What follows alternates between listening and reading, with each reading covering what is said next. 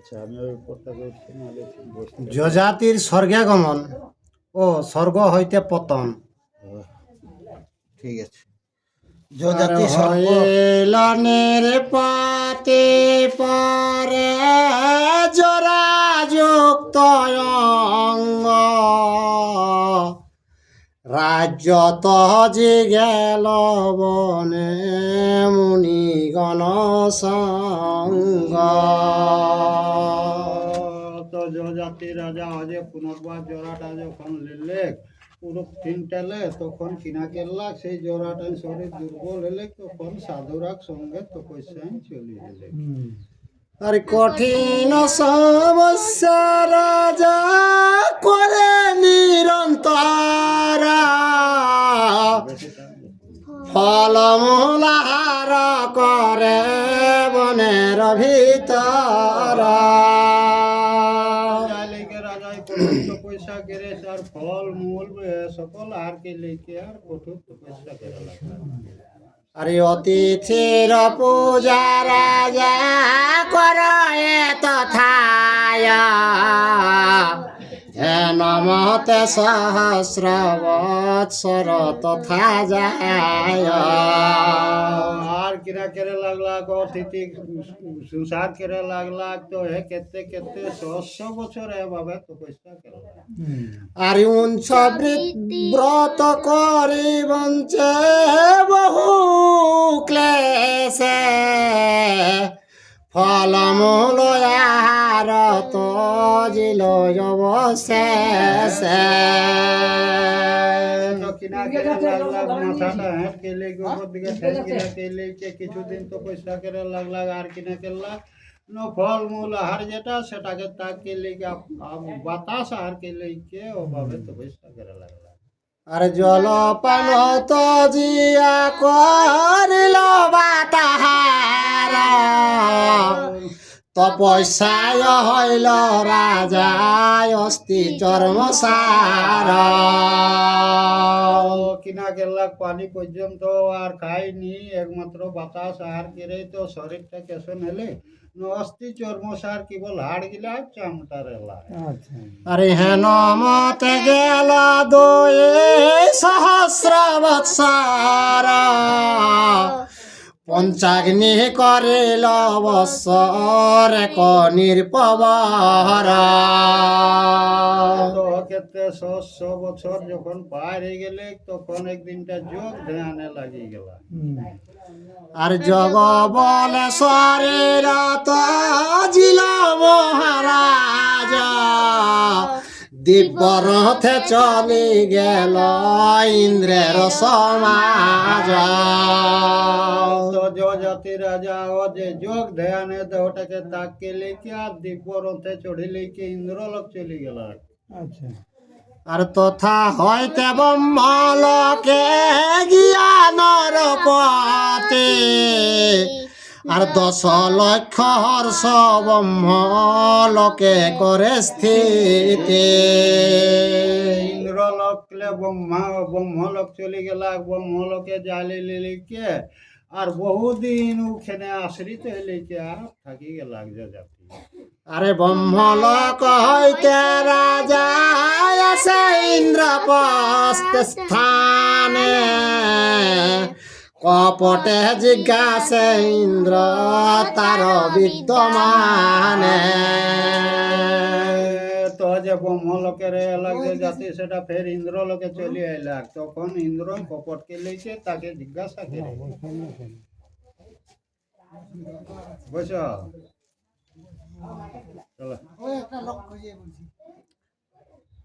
এইটা। আর জড়ায় পীড়িত তুমি ছিলে গুণাধার জরা নীল পুরু তব কুনিষ্ঠ কুমার। তো ইন্দ্র জিজ্ঞাসা করে যজাতিকে, হে যজাতিকে তোর গুরু রাজা যে জোড়াটা নিয়েছিল তো সবলে কনিষ্ঠ ছিল সে। আরে কোন নীতি শিখাইলে তারে মহারাজ কেন বা ছাড়িয়া এলে ব্রহ্মার সমাজ তো হে রাজা পুরুকে ছাড়ে কে তুমি কেনে আলে ব্রহ্মার সমাজে? আরে রাজা বলে শুনো শিখাইলাম যে তারে রাজনীতি বিধি মত শাস্ত্র অনুসারে কে রাজাকে রাজনীতি বেদ অনুসারে তাকে কে শিক্ষা দিয়ে রাখে।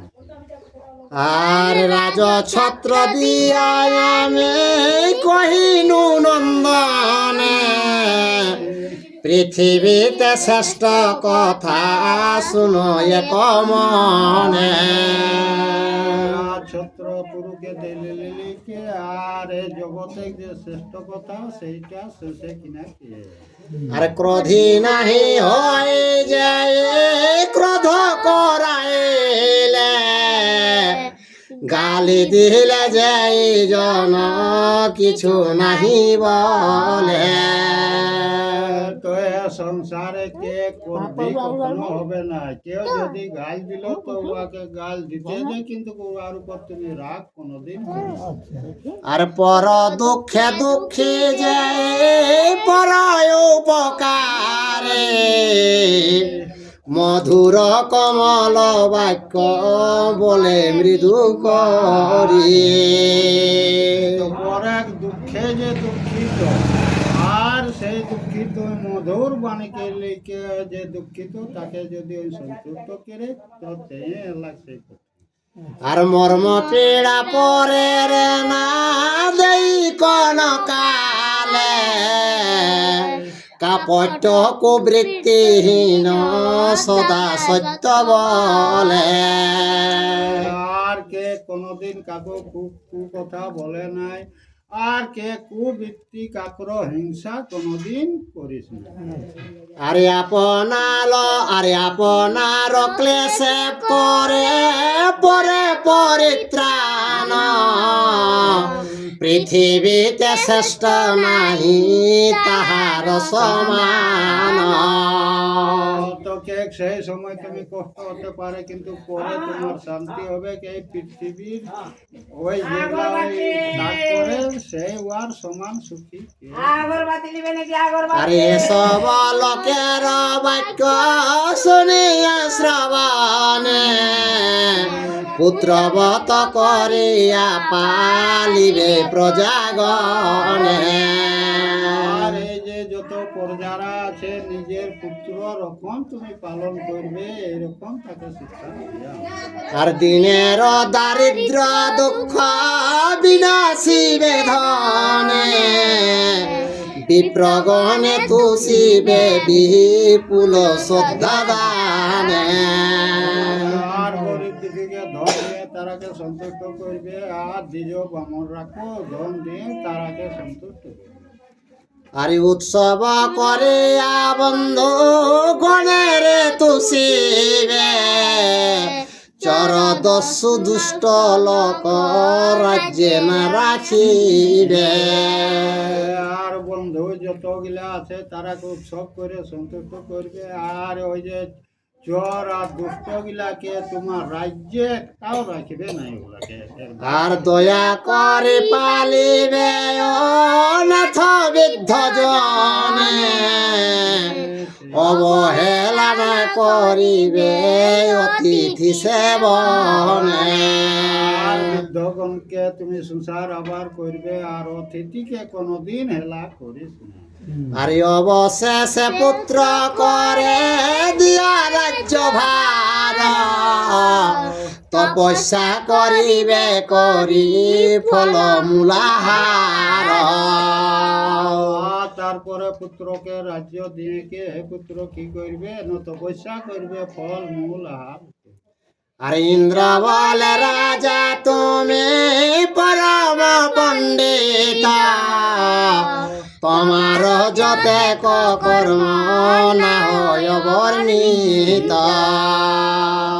তো দেব দেবরাজ ইন্দ্রকে ঘে রাজা তুমি মহা ভাগ্যমান বট, তুমি যে কাজগুলা করেছ সেগুলা বর্ণনা করা যায় হচ্ছে। আরে ইন্দ্র লোক ব্রহ্মলোক ভ্রমণে সুখে, তোমার সদৃশ্য নাহি দেখি তিন লোকে। এই যে ইন্দ্রলোকে ব্রহ্মলোকে তুমি ভ্রমণ করছো নিজের সুখে, কে কে পৃথিবী তোমার সমান ভাগ্যমান আর কাকু দেখছি না। আরে কি পুণ্য করিলে তুমি জন্মিয়া সংসারে, কহ নির্পবর ইচ্ছা আছে শুনিবারে।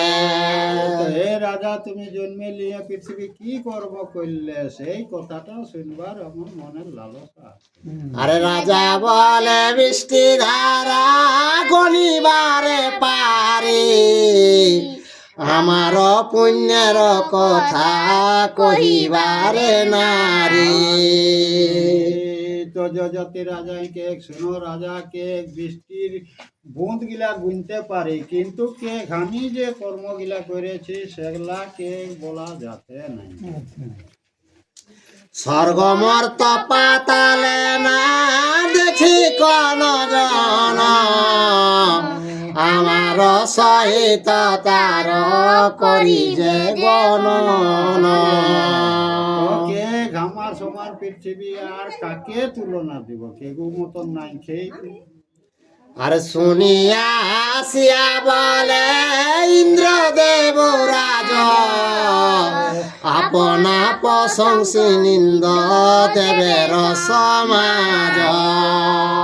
তখন ইন্দ্র কে হে রাজা নিজের ডাকে প্রশংসা করো আর দেব সমাজকে তুমি নিন্দা করছো। আরে এই পাপে ক্ষীর পুণ্য হইলে যো জাতি, তোমারে না সভে আর স্বর্গের বসতি।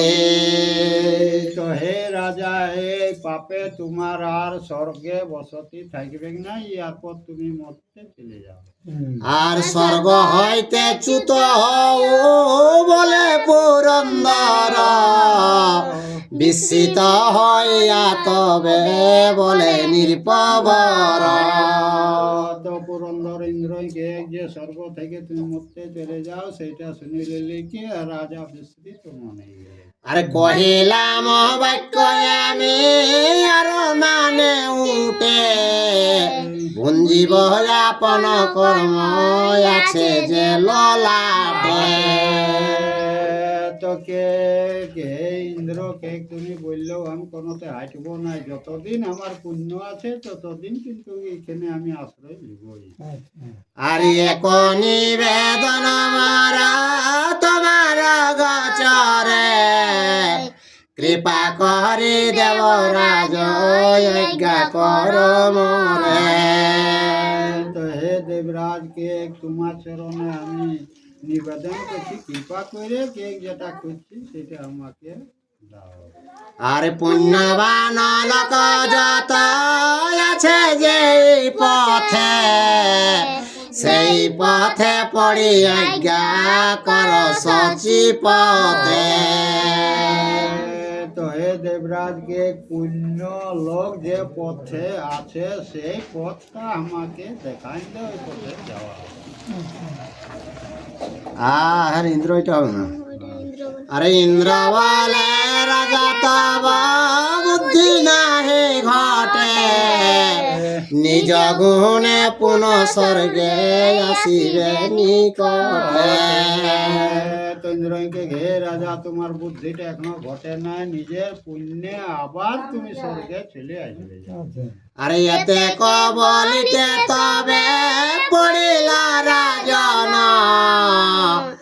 আকাশ হইতে যেন খসিল তপন।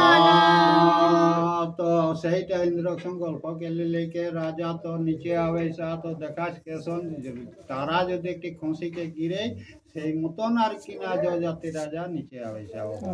আরে হেন কালে শূন্য অষ্ট কাদি চারি জন, ডাক দিয়া বলে পড়ে কোন জন। তো ওকর যে 4 পুত্র সেই তারা রেলা তো ওরা দেখিলেই কেউ তো এই আকাশ গেলে একটা কি পড়ছে এটা দেখা যায়। আর পুণ্যবান আজ্ঞা কভু না হয় খণ্ডন শূন্যতে হইল স্থিতি যজাতি রাজন। তো পুণ্য লোকে কর ওরা কখনো বুদ্ধি ঘটেননি, তখন এরা যখন ওটা হাঁকালে ঠিক তখন আকাশ মারিয়েই ওই দাঁড়াই গেল। আরে অষ্টক বলিল তুমি কোন মহাজন কোন নাম ধর তুমি কাহার নন্দন। তেরা 4 জন তখন জিজ্ঞাসা করে ঠিক তুমি কোন মহাজন আর কিনা নাম ধরে এরকম তো এরা জিজ্ঞাসা করে। আর সূর্য অগ্নি চন্দ্র তেজ দেখি যে তোমার স্বর্গ হইতে পড় কেন না বুঝি বিচার। তো চন্দ্র সূর্যর রকম তোমার তেজ দেখি তো স্বর্গ হইতে তুমি কি কারণে নিচে আসছো?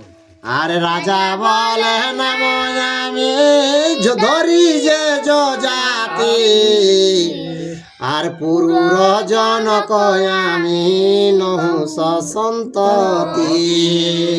কে আমার নাম ওঠে জাতি আমার বেটা পুরু আর নহুসের নহুসের পুত্র বটে।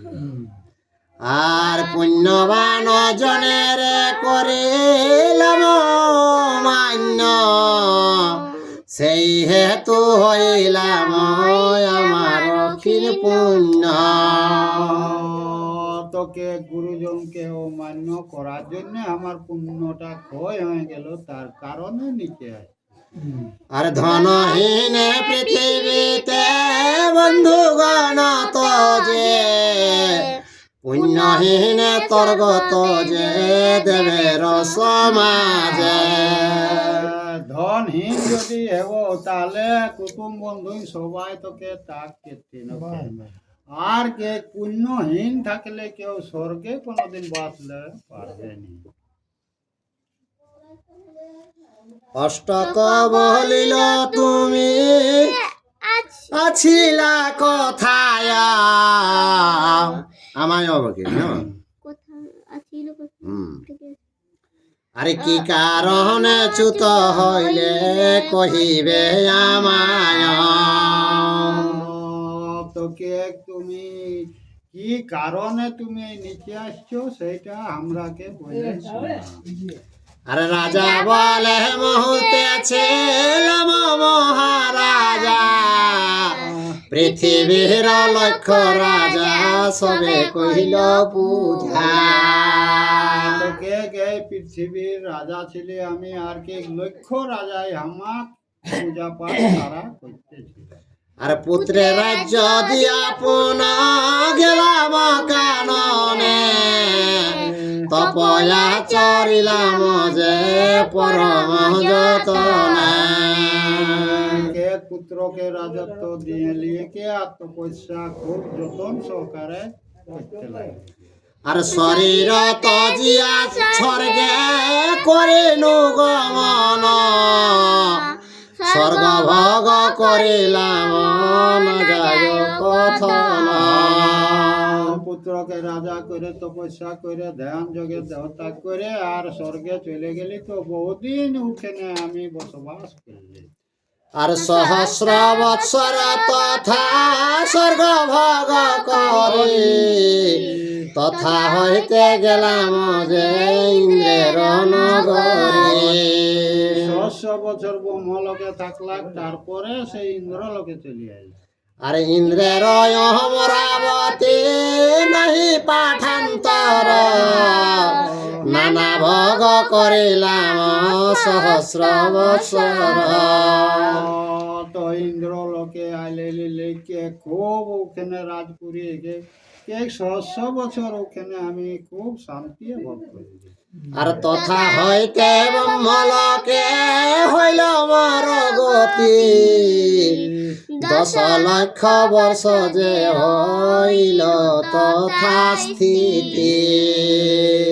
তারপরে ব্রহ্মলোকে জ্বালিলে কি আর 10 কোটি বছর ওখানে 10 কোটি নি 10 লক্ষ বছর। 10 লক্ষ বছর ওখানে ব্রহ্মলোকে যজাতি রাজা আশ্রয় পায়। আর নন্দরা দেবন তথা কি কব সে কথা, অবসরের সহক্রিয়া করিলাম তথা। তো স্বর্গের সুখটা আর কি বলে দিব, যত অবসরাদের সঙ্গে আমি শান্তি ভাবে ছিলি। আর কামরূপী হইয়া বেড়াই যথা তথা, দেখি ইন্দ্র জিজ্ঞাসিল মর পুণ্য কথা। তো তাদের সঙ্গে যথা ঘুরে বলতে একদিন আমাকে দেখিলে ইন্দ্রই আর কি সেই পুণ্যের কথাটা জিজ্ঞাসা করিল। আর ইন্দ্রে কহিলাম আপনার পুনচয়, আর তথা হইতে সে কারণে পড়ি মহাশয়। তো ইন্দ্রকে পুণ্য কথাটা যখন সুঝা হলে তখনই কেই দিলে, তো নিজের মুখে যদি নিজে পুণ্য কথা কেস তো ধর্মটা লোপ হয়ে যায়, কে তাকর কারণে নিচে চলে যায়। অষ্টক বলিল শুনি মহামতি, স্বর্গ হইতে পড়িলে হইবে কোন গতি। তো অষ্টরাকে হে রাজা, তুমি যদি এই মধ্যে পড়িস তো তোমার কি দুর্গতি হবে বলো? আর রাজা বলে ক্ষীণ পুণ্য হই যে জন, ভৌম নরকের মধ্যে পড়ে সেই জন। তো যে পুণ্যহীন যে জীবটা হবে সে কে কিনা ভৌম নরক, ধর্ম নরকে তাকর গমন হয়ে যায়। ভৌম নরক কি একটা জায়গা সেই সেই নরকটা আমার বসবাস। বসবাস আছে গোটাইটুকু, মানে ঢের রকম শাস্তি থাকে। আর রজবীর যুত পুন দেহ ধরে, দ্বিপদ চৌপদ হয় কর্ম অনুসারে। তো নানা রকমের মধ্যে দুষ্ট কর্ম হবে নিজে কর্ম অনুসারে। তাহলে তুই যেটা কেড়ে যা তোর দোষ হেলা হোক কি যা তুই ভুল কেরলাইস, সেটা তো তুই নিজে কেড়ি দেলাস, তোর কেউ কেড়ি দেলা তো না, নাকি? নিজে কর্ম অনুসারে দিবে, নিজে ভোগ করবে। আর পশু কীট পতঙ্গ বিবিধ জন্ম পায়, গৃধ শিবা গণতারে পুন পুন খায়। তো নিজে কর্ম দোষে ওদের পশু পাখি গিধ নানা রকম জন্ম, তো গিধে তো বুঝেই পারে কিনা তো আর কেড়ে। আর পুন পুন জন্ম হয় পুন পুন মরে, নিজ কর্মে গতাগতি খণ্ডিবারে নারে। তো নিজে কর্ম দোষে জন্মা মরা এরকম ভাবে, তো সেইটা কোনোতে নিজে কর্ম অনুসারে খণ্ডন ওটা কোনোদিন মিশে। আরে অষ্টক কহিল তবে কহ সভাকারে, এ ঘর নি আর এ ঘর নি রয়ে রয়ে তোরে কি প্রকারে। তো ভয়ে যাকে বলো যে তোমার এই ঘর এই যে নাচছো সেটা কি প্রকারে খণ্ডন হবে? রাজা বলে তপশক্তি শান্তি দয়া দান ফলে, এসব স্বর্গের ভোগ হই অবহেলে। ও যে তপস্যা দান এ সকলে স্বর্গের অধিকারী জীবগিলা হয়। আর যজ্ঞ হোম ব্রত করে অতিথি সেবনে, গুরু দ্বিজ সেবা করে দেব আরাধন। দেখো তিথি সেবা দ্বিজকে সংসার আবার সকল কিছুই সেই কারণে জীবটা সৎ পথে চলে। আর দৈবাধীন সুখ দুঃখে সদা সমজ্ঞান, তবে তো নরক হইতে পাই পরিত্রাণ। সংসারে সুখ দুঃখ তো সকল লাগলে আহে, তো যে মনে করি যায় বৈজ্ঞানিক তেই ও যে যেগুলা কষ্ট সেইগুলা কি ওই গাহ্য করে কাহে নগুলা তো ঘটে কিরে একে ঘটবে গেছে। আরে অষ্টক বলিলা তুমি বড় পুণ্যবান, হেথায় নাহি কে হ তোমার সমান। তুমি হে রাজা খুব পুণ্যবান, তোমার সমান কে জায়গায় কেউ নাই। আর চিরদিন হেথায় থাকহ মহাশয়, নিশ্চিন্ত থাকি আর নিশ্চিন্ত হইয়া থাক নাহি ইন্দ্র ভয়। তষ্টলোকে ঠিক হে রাজা তুমি নিশ্চিন্তে স্বর্গলোকে থাকো, ইন্দ্র কোনো ভয় নাই। আরে রাজা বলে ক্ষীণ পুণ্য রহিতে না পারে, স্বর্গেতে রহিতে আর নাহি অধিকারে। রাজাকে আমার পুণ্যটা ক্ষীণ হয়ে গেল, কে পুণ্য বিনে স্বর্গে আর রইতে পারি না। আর শুনিয়া অষ্টক শিবি বসু প্রবর্তন, রাজারে ডাকিয়া তথা বলে চারিজন। তখন তারা রাজাকে ডাকিলেছে আর চারজন কিনা। আর আমা সভাকার পুণ্য যতে কয়াছ, সেই পুণ্য হেথা তুমি বুড় মহাশয়। তো চারো লোকে আমাদের যে পুণ্য আছে সেইটা তোমাকে দান দিচ্ছি, যাও সেই পুণ্য তুমি চিরকাল স্বর্গলোকে ইন্দ্রলোকে। আর রাজা বলে প্ররদ্রব্য না করি গ্রহণ, আর কৃপণের বৃত্তি শুন মহাজন।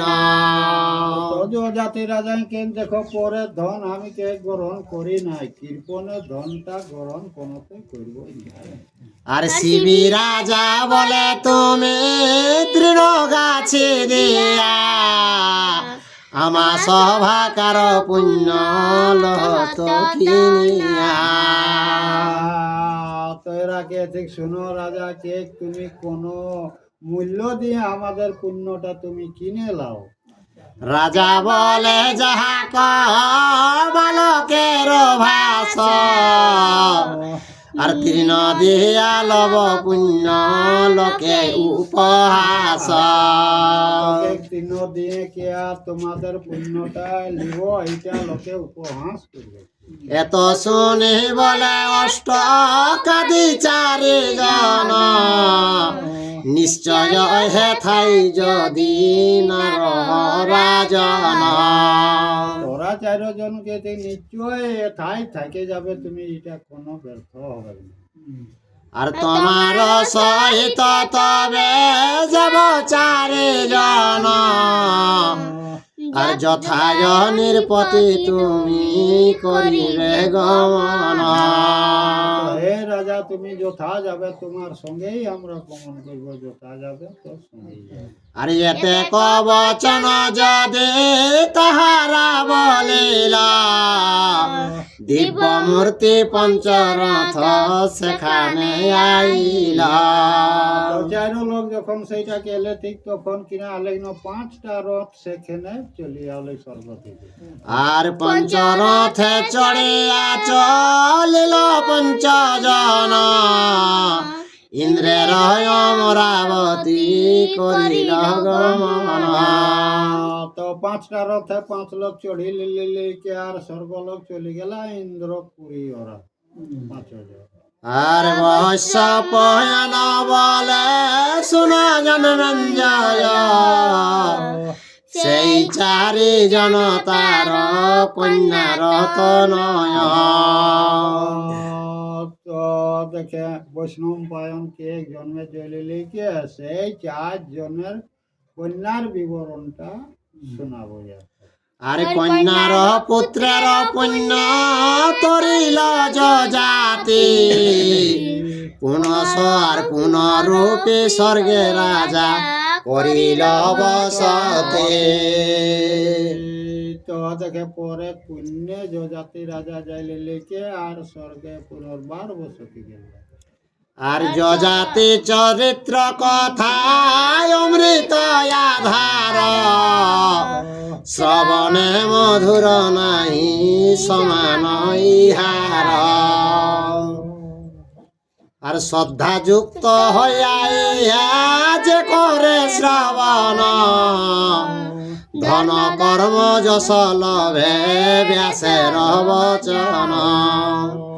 আর হৃদয়ে নির্মল জ্ঞান হইত উদিত, পাঁচালি প্রবন্ধে কাশী দাস বিরচিত। জয় শ্রীকৃষ্ণ।